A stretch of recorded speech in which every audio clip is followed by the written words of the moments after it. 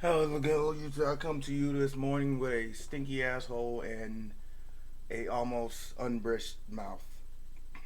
I had this thought in my head. I've been meaning to do this for a while to talk about Jujutsu Kaisen Zero. That movie was fucking dope.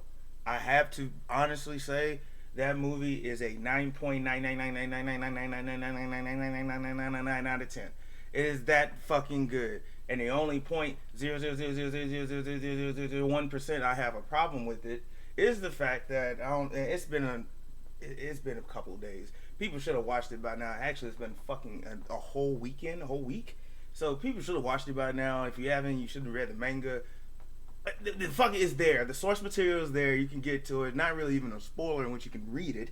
But pretty much my whole thing between Rika and Yuta, Yuta the goat. What, mama? Yeah, you whining during my video. Okay, but as far as that, Yuta is the GOAT. He definitely is the GOAT. I can't even lie to you. The boy put Satoru Gojo to sleep. I can't lie to you. Yuta just the GOAT. But in that relationship between Yuta and Rika, which is good, the only thing I would have to say is that they just use the same scenes over and over again for that for to explain their relationship. Like I was watching it, I'm like, okay, the very they obviously had kid playtime in the park and shit like that. But I'm sitting there thinking to myself, I'm like, when they like 10 or like 11 or something like that, because it was only 6 years from the time of Rika's death where she. I think he was like 16 when he went to Jujutsu High. So it was like, I'm like, man, did they do anything else than not to go play in a fucking park? I mean, like you're 10 years old, like didn't go to a amusement park or something like that. I mean, that's just a small gripe I had out of just like okay, you could have added some more depth to their relationship as far as it's a movie. You could have just threw in some extra shit in there. I mean, it's a fucking anime. I mean, you can do whatever. You can throw any canonical thing in there.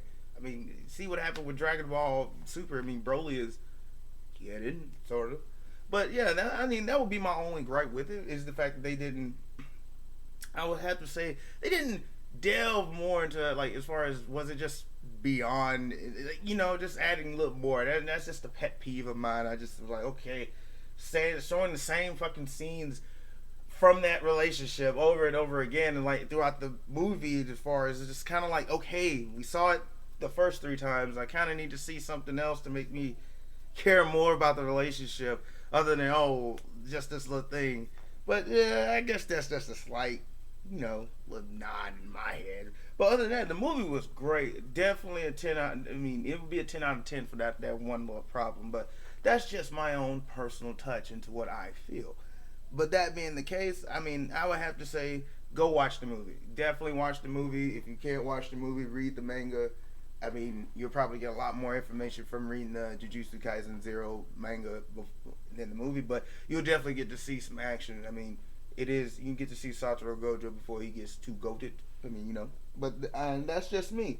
And other than that, that is my review for Jujutsu Kaisen. I appreciate y'all today. Let me know in the comments how you feel. Let me know if I'm being a bitch about what I'm bitching about. Please let me know. Is it a bad thing to bitch about the fact that I'm like, man, you couldn't develop the relationship or show a little bit more, even for the movie? I mean, it's a fucking movie. Like, add a little bit more extra content, But hey, it is what it is. Y'all have a good day. I'm out. Peace.